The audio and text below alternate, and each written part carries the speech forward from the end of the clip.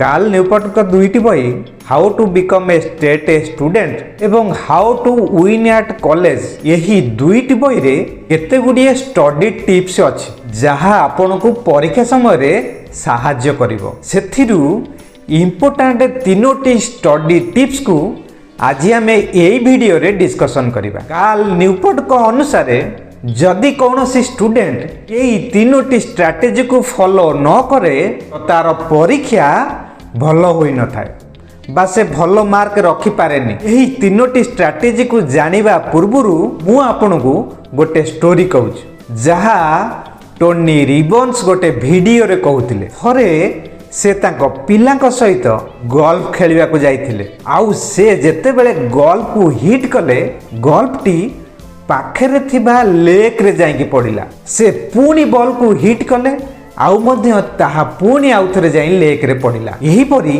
से जेते थर बॉल को हिट करूथांती ताहा सबु थर बहुत दूर रे पड़ुथाए। तेणु से तांको इंस्ट्रक्टर को डाकिकी कहले ये तो बहुत बड़ डिफिकल्ट गेम अटे मो द्वारा ए खेल हो पारिबो नाही मते तो केवल पाखापाखी बॉल पकाइबाकू वर्षे लागि जिवो।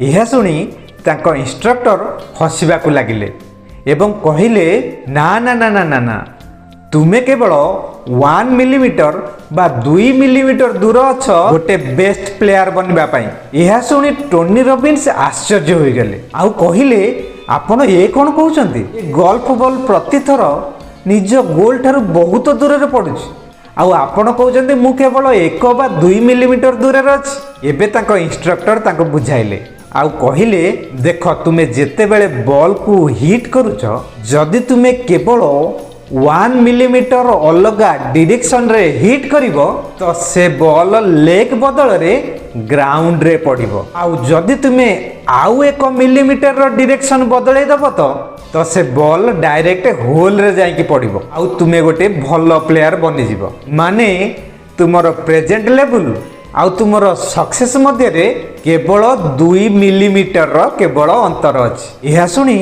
टोनी रिबन्स बहुत इम्प्रेस हेले आउ से भाबिले यह केते भलो बिलीफ सिस्टम अटे आउ जदि प्रत्येक स्टूडेंट यही भली भाबिबे तो बहुत स्टूडेंट जो माने तांकर गोल रे पहुंची पारि नांती से तांको गोल अचीव करि पारंते आउ एहा रियल लाइफ रे बहुत केस रे लागू होई पारे।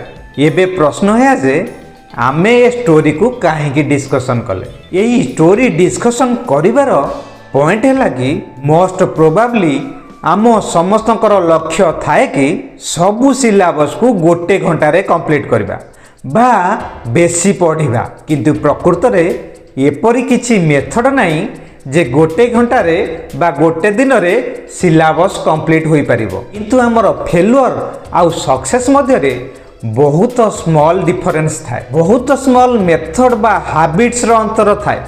यही वीडियो रे आमे से स्मॉल हैबिट्स बा मेथड विषय रे डिस्कशन करिबा जहां आमे व्यवहार करि परिबा आम स्टडी को इंप्रूव करिबा पई जहां कार्ल न्यूपोर्ट को बहिर अंश अटे। यही तीनोटी हैबिट्स रो सबुथारु प्रथम पॉइंट्स हैला manage your time in 5 minutes a day.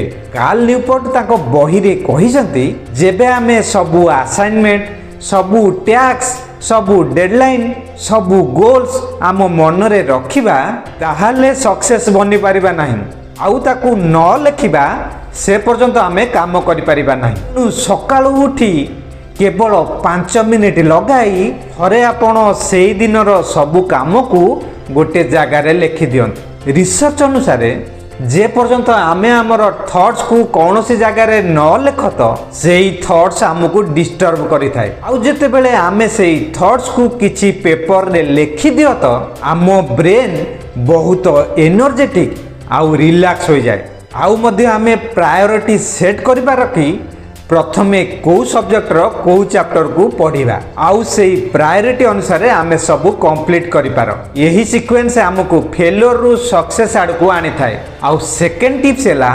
Declare war on procrastination माने बास डिसाइड कर कि मु कौनसी काम को पछ को रखिबी नाही आउ मु एबे सेई काम को कंप्लीट करिबी माने करिबी। एबे प्रॉब्लम हैला आमे किपरि एहाकु पालन करिबा सेथिलागी आम पाखरे तीनोटी मेथड अछि। फास्ट मेथड हैला keep a work progress journal. मने पकांतु तो लास्ट टाइम आपण किछि इंपोर्टेंट काम को पछकु रखिथिले सेथिलागी आपण को ब्रेन आपण को किछि एक्सक्यूज देथिबो जेपरि ए काम करबा को मो पाखरे सब जिंस एबे नाही नहेले ए काम को मु काली करि परिबी आ मध्य बेले बेले आमे कहिताउ एबे लेट होई गलानी आ मु मध्य थकी गलेनी काली करिवि किंतु एहा भाबिला बेले आमे जानि पारने जे सेई इंपोर्टेंट काम को आमे पछकु रखुछ जहा आमे केबे भी कंप्लीट करि पार नाही एहा को कहा जाय प्रोक्रास्टिनेशन। काल अनुसारे एहा को हैंडल करिबा पई गोटे भल तरीका अछि जे आमे सोइबा पूर्वरु गोटे नोटबुक बा पेपर रे सेई काम को प्रायोरिटी वाइज लिखिबा जे नेक्स्ट डे आमे कोन करिबा को चाहूछ जहा केवल किछि मिनिट रे सरीबो। रिसर्च अनुसारे आमे किछि जदि गोटे पेपर रे लिखि दउचंती ताले सेई काम को करिबार चांसेस बढ़ी जाए। सेकेंड स्ट्रैटेजी हैला फीड द मशीन। आपण भी नोटिस करिथिबे जेते बेले आपण लो एनर्जी फील करूचंती सेई समय रे सब काम को आमे पछकु रखि दियंती आमे सेते बेले प्रोक्रास्टिनेट कर।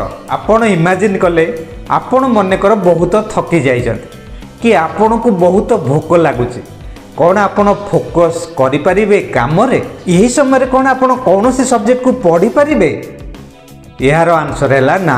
आउ जदि आपण जबरदस्ती भी से समय रे पढ़िबे आपणकर किछि मने रहिबो नाही। सेथिलागी काल निपोर्ट मध्य कहिसंती आमे निजको गोटे मेसिन भाबिबा दरकार आउ ताकू भल फुएल दबा दरकार। रिसर्च अनुसारे जेते बेले आमे लो एनर्जी रे थाओ आम विल पावर प्राय 0 थाए तेणु आमे काम को पछकु रखि था आ निजको हाई एनर्जी स्टेट रे रखिबा को हेले आमे तीनोटी काम करि परिबा। फास्ट हैला कौनसी मील को स्किप करनी जेते व्यस्त थिले भी। सेकेंड हैला निजको हाइड्रेटेड रख बा पानी पियो आउ थर्ड हैला खाइबा को एनर्जी पाई खाइबा ना कि टेस्ट पाई माने एनर्जी दउथिबा खाद्य को आमे खाइबा जेपरि वेजिटेबल्स फ्रूट्स पीनट्स आदि। आउ थर्ड स्ट्रैटेजी हैला choose your hard day. Student life रे एपरि समय आसे जेते बेले आम पाखरे जमा फ्री टाइम न थाए आउ मध्य आमको किछि एपरि काम करबा को थाए जहा आमको बोरिंग लागि थाए जहा को आमे जमा करबा को चाहनी। एपरि केसेस रे आम पाखरे दुईटी ऑप्शन अछि। फास्ट हैला आमे सब काम को पछकु रखिबा आ सेकेंड हैला आमे आगुरु चूज करनबा। गोटे वीक रे आपण गोटे दिन बाछंतु जो दिन कि आपण सब जाक कष्ट काम करि परिबे माने जदि आपण ताको सटरडे करिवे तो से दिन आपण सेल फोन को बंद रखिबे से दिन केवल काम ही काम करिवे कौनसी सांग सहित भी कथा हेबे। यही तीनोटी प्रश्नर उत्तर दियंतु जे आमे केबे पढ़िबा कोउटी पढ़िबा आउ केते समय पढ़िबा। प्रथम प्रश्न हैला केबे पढ़िबा। काल न्यूपोर्ट को कहबा अनुसार सबुठारु बेस्ट समय पढ़िबार हैला सकाळ समय कारण से समय रे आमे सोईकी उठी थाओ आउ फ्रेश थाओ से समय रे मध्य आमको केही डिस्टर्ब करि न थांती तेणु आमे सकाळ समय रे आमर मेजोरिटी पाठ पढ़ा सारी दे था आउ काल मध्य कहिसंती राति रे आपण ठीक से पढ़ी पारंती ना। द्वितीय प्रश्न हैला कोउटी पढ़िबा आउ यार उत्तर हैला जेते एकुटिया जगह हबो जेते निरोला जगह हबो बहुत भल हबो पढ़िबा पई आमे से जगह रे पढ़िबा दरकार जो जगह रे आमको केही डिस्टर्ब करिवे नाही। तृतीय प्रश्न हैला केते समय आपण पढ़िबे। एठी काल कहिसंती जे प्रति 1 घंटा पढ़िबा परे ब्रेक नबा दरकार। जो माने पाठ रे भल करूचंती से माने मध्य प्रति घंटाए बा 1.5 घंटा रे 10 रु 15 मिनिट ब्रेक नियंत जहा जोगु तांको माइंड फ्रेश हो जाए। तो दोस्त आमे वीडियो रे देखिले सक्सेस आउ फेलर मध्य रे अधिक डिस्टेंस नाही केवल किछि हैबिट्स को जदि आमे बदलाई दबा ताले आमे सक्सेस हो जेबा। मते कमेंट करी जणातु यही सब पॉइंट भितरु आपन को पॉइंट भल लागिला। आउ मध्य जणातु को पॉइंट उपरे आपण वीडियो चाहुचंत। रहूची पुणी भेट हबो आउ एक नुआ वीडियो रे। थैंक यू, नमस्कार।